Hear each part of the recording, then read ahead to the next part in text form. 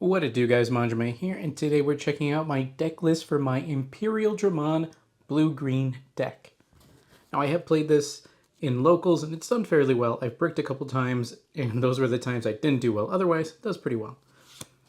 Starting out with the eggs, we're running just 4 Demi Vmons BT3. What can I say? It's a classic, and it's really good. For the rookie lineup, we have 3 Promo Vmons, 4 BT12 Vmons, and 1 BT16 Vmon. For the Wormmon side, we have 4 BT12 Wormmons, 1 BT16, and then the 1 Promo Wormmon. If you notice, these two have silver borders, and these are because I got these in the promo pack when I went to the movies and saw the Digimon movie, so these do hold a high place in my heart just for that reason. I wanted to specifically get these two in a different color so I could tell which one was the one from when I went to the movies. For the champions, we're running a slightly more aggressive 3 EX1 XVmon and then 2 BT12 XVmon. You're allowed 1 ST9 Stingmon, then 4 BT12 Stingmons, because we do like to get that +1 memory. That's really good, very strong. You could probably switch the ratios from XVmons, kind of switch them over, but I do like the fact that he is jamming on a champion. Then finally we have 2 BT21 Lydramon. We have more Vmons in the deck, so he does benefit from the easier or cheaper evolution. And of course it goes for either, so either one can actually turn into it, as well as counting for either side for the DNA evolution. For the ultimates, we have 4 BT16 Imperialdramon. Of course we do.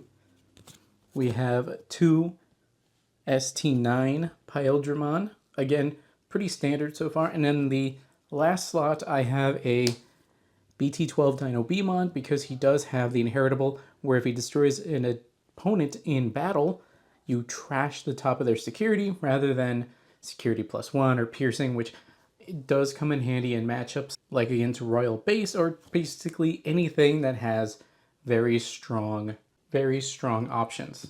Now I run this instead of the BT12 Imperialdramon just because I did run into some issues where the security options that they had were very strong, and like a Royal Base, that really hurt me. So I teched in this, and I do kind of like Dino Beamon, so I like the way it works. And of course, down the line, I could always just swap it to Imperialdramon.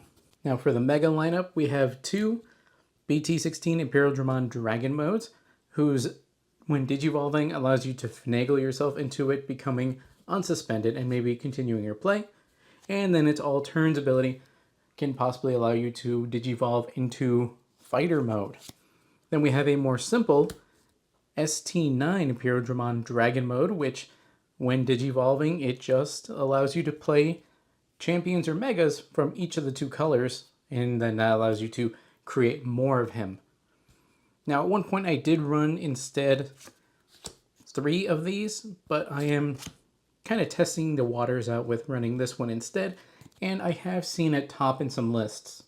Then for the fighter mode, we have 2 of the fighter mode aces from BT16, super good option there, and 1 fighter mode from BT12, getting that security +1 and blocker. That is super good and something you don't normally see in the deck, so it is very special.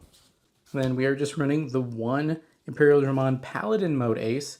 1, because I pulled 1 from a box, that's kind of what I wanted to stick with, and 2, it doesn't come up all too often, and it's very strong when it does, but you won't be seeing it super often. It's good to just have in just in case.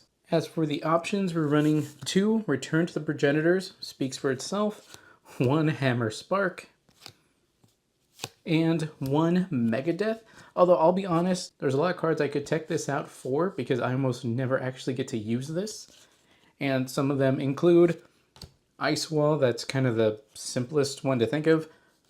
Tropical Venom, because you are suspending a bunch of stuff and you're able to run into it, and if you can delete theirs in battle, you get +2 memory.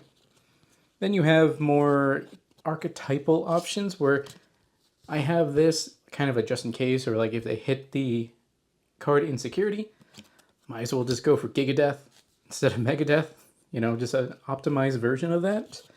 Then we have some that kind of facilitate the DNA evolution, which would be V-Laser, Spiking Strike, which I like because it goes into that trashing their security aspect, which I think is really good, especially as cards evolve and have more or better effects there, or can put themselves into security. I'm thinking mostly Royal Base because I lost really hard to 1.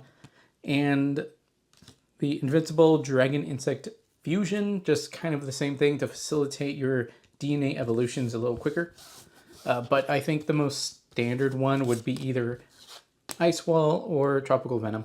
Then for the Tamers, we have the BT3 Davis, who is your memory setter, and he can search for both colors, so that's really strong.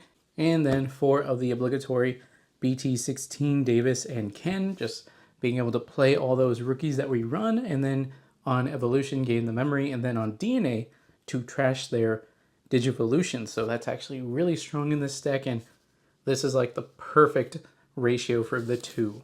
Well guys, that's it for my Imperialdramon deck list. What does your deck list look like? Let me know in the comments below.